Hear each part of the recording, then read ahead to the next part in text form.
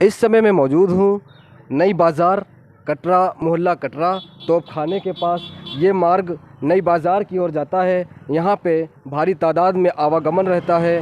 तो यहीं शकील चक्की वाले के पड़ोस में निकट में कूड़े का अंबार लगा हुआ है। वो आज से नहीं लगा है, कई सालों से यहीं पे कूड़ा जमा होता है। जो ये मेन मार्ग है, यहाँ पे कूड़े का ऐसा हाल है कि जो यहाँ पे मच्छर पनप रहे हैं, गंदा पानी भरा हुआ है। जल भराव होने से आजकल जो डेंगू बुखार चल रहा है, मलेरिया चल रहा है, टाइफाइड चल रहा है, जिससे लोगों को परेशानी हो रही है। यहाँ पे वाहन निकलते हैं, वाहनों के निकलने से यहाँ पे जल भराव में ये देखो किस तरह से छींटे उड़ रही हैं।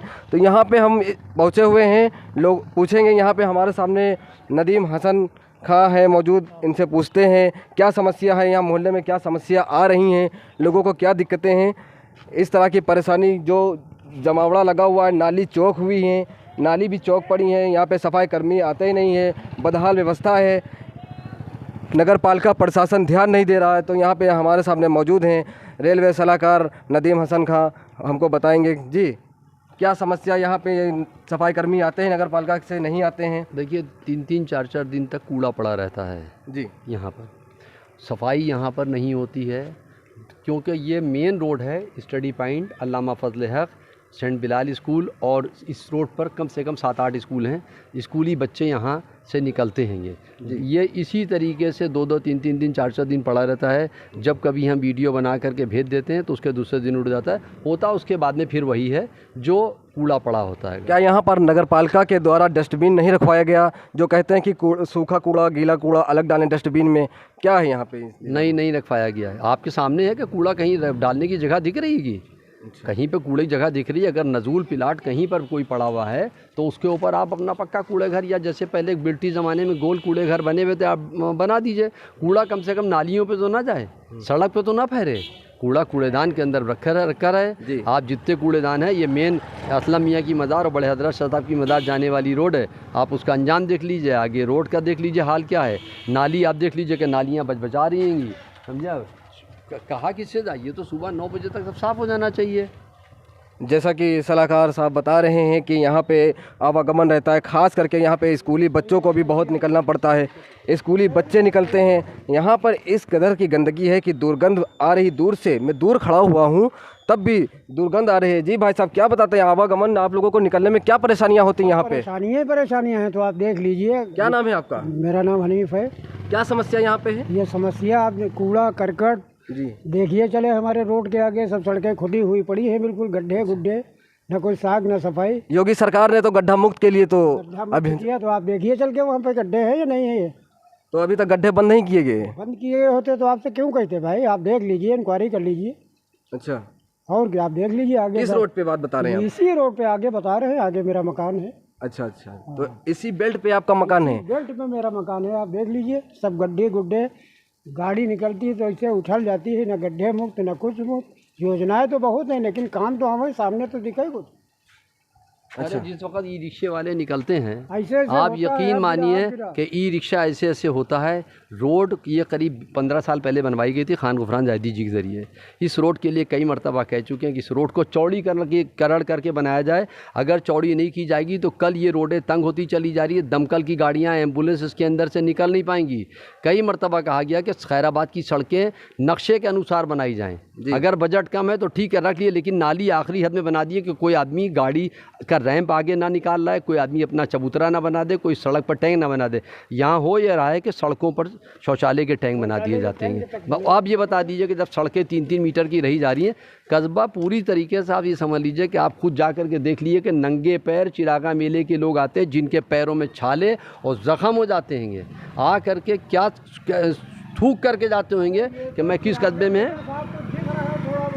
आप आगे चले जाइए, जहाँ पे तालाब के आगे गाड़ी खड़ी है, देख लीजिए पूरी तरीके से निर्कुल लगे हुए हैं। आगे इमाम बाड़े के पास में आज 5 महीने से लीकेज है।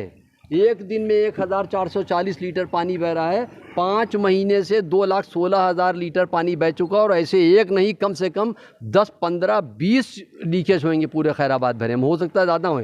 एक यहाँ लीकेज है, दूसरा बड़े मखदूम साहब को वहाँ लीकेज है, उससे पानी बह रहा है। एक इधर कजियारे की तरफ कहीं लीकेज है, एक इधर वाल कटरे में लीकेज है।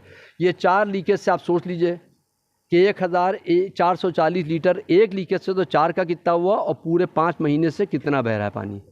पानी तो बचाना चाहिए। अधिशासी अधिकारी को मैं 5 दिन पहले वीडियो बना करके डाल चुका हूँ। हमारे कस्बे के अधिशासी अधिकारी संज्ञान में नहीं लिया मामले को? संज्ञान में होता तो बन गया होता। अच्छा, हृदयानंद उपाध्याय जी 5 साल से हमारे कस्बे के अंदर हैं, और ये लीकेज बने रहते हैंगे। उनको खुद सोचना चाहिए कि पानी बचाओ, बूंद बूंद बचाओ। योगी सरकार कह रही है बूंद बूंद बचाओ, जल ही जीवन है। जल ही जीवन है जी। यहाँ जल बर्बाद किया जा रहा है। कहाँ किससे जाए? सबसे सीधी बात है।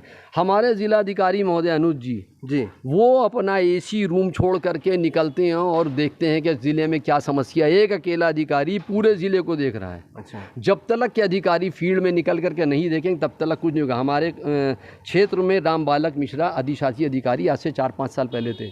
मैं आपको बता दूं, मैं गर्व से कहता हूं कि सुबह उठ करके 5 बजे निकलते थे, जहां पे बत्ती जल रही वो बत्ती बुझा देते थे, और सड़कों को देखते थे कि कहाँ पे प्रॉब्लम है, कहाँ पे कूड़ा है।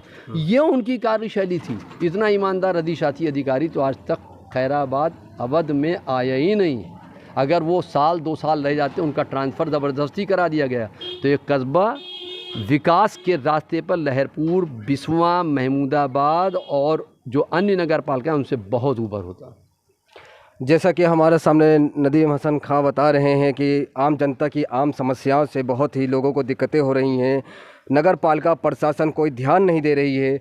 ध्यान ना देने के कारण की वजह से यहाँ पे स्कूली बच्चों को भी बहुत दिक्कतें होती है। अव्यवस्था की वजह से नगर पालिका के ईओ हृदयानंद उपाध्याय 5 साल से जो नगर पालिका में जमे हुए हैं, वो ज़रा सा भी मुआयना नहीं करना चाहते हैं, वो देखना नहीं चाहते हैं कि क्या विकास कार्य है। जब योगी सरकार के विकास कार्य की जमकर धज्जियाँ नगर पालिका उड़ा रही है, यहाँ पे आम जनता बहुत त्रस्त है। यहाँ पे बहुत से लोग हमारे सामने खड़े हैं, ये भी बता रहे हैं। जी भाई साहब, क्या नाम आपका है? अरशद उमर। जी, अरशद उमर। क्या कहना चाहते हैं? ये सब गंदगी का अंबार लगा हुआ है जो है हम लोगों के लिए सबसे मस्त चीज़ यह है कि एक तो बीमारी बहुत ज़्यादा है, इन दिनों बीमारी बहुत चल रही है। हाँ, बहुत बीमारी चल रही है। और ये मतलब जो है ना यहाँ सफाई है, ना यहाँ कूड़ेदान रखा गया है, और ना ही इसका कोई रुझान। क्यों कूड़ेदान क्यों नहीं रखा गया है? मेंबर का तो बिल्कुल पता ही नहीं रहता। जब वो इलेक्शन होता तभी आके खोपड़ी खड़ा होता है। कौन है मेंबर आप? मेंबर क्या नाम है? अप्पू है उनका नाम। अच्छा, अप्पू मेंबर। अच्छा, हाँ, और एक उधर के जो हैं वो अशफाक हैं। अच्छा। ये बिल्कुल सेंटर ही में पड़ा है, पता नहीं ये उनके अंडर में आता है या किसके अंडर में आता है। तो देखा आप लोग जिस तरह यहाँ पे आवाम परेशान है और बीचों बीच में यहाँ पे वाहन निकल रहे हैं। अंडर में नहीं है, वो कहते हैं हमारे अंडर में नहीं है। कौन कहता है? वो अप्पू नंबर कहते हैं ये हमारे में नहीं लगता, वार्ड में नहीं नंबर लगता। कहते हैं हमारे वार्ड में नहीं लगता। अब ये बीचों बीच में है। अच्छा, अब ये किसके अंडर में है, अच्छा। अब ये वही लोग जान सकते हैं। तो देख लीजिए, इस तरह से 24 घंटे वाहन चलते हैं, 24 घंटे वाहन चलते हैं। गड्ढा है, गड्ढे में गंदा जल भराव है। यहाँ पे छींटें उछलती हैं, लोगों के कपड़े गंदे होते हैं, लोगों का निकलना दूभर हो गया है।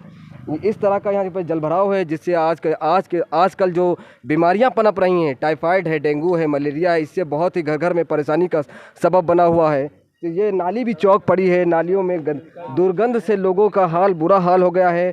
सब गंदगी का अंबार लगा हुआ है।